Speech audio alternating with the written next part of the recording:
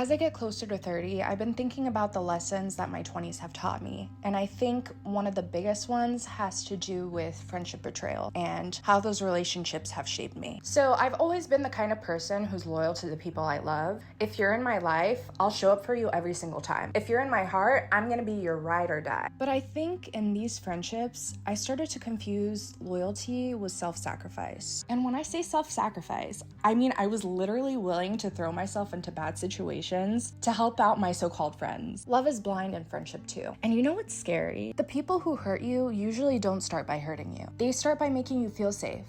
And I think that's what was so confusing to me. Because when it got to a point where it was just blatantly disrespectful, I felt like something was wrong.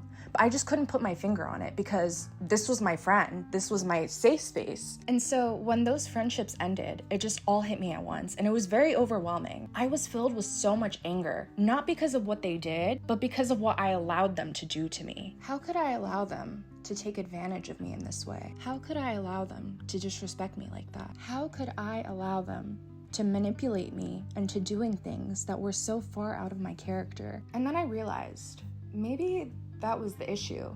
I was never on my side to begin with. I kept choosing loyalty to them over my own peace.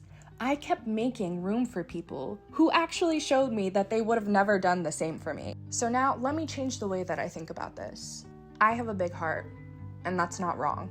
Sure, after those experiences, now I know to be aware and to have boundaries. But the way that they took advantage of my big heart is a reflection of them and not me, Amanda. So maybe the lesson was to finally give myself the same loyalty that I had been giving everyone else.